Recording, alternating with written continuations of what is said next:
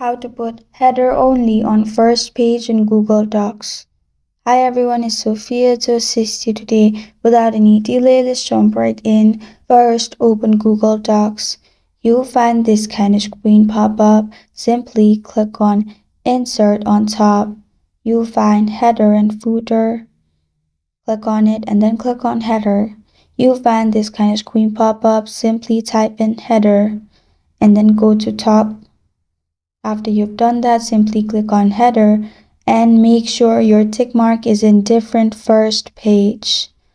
After you've done that, if you remove header from second page, you will only find the header you kept on first only on first page. And this is how to put header only on first page in Google Docs. Thank you for joining me today. If this video helps you out, please leave a like and subscribe for more. Got a question or want to suggest a topic? Comment below. I'm Sophia signing off until next time.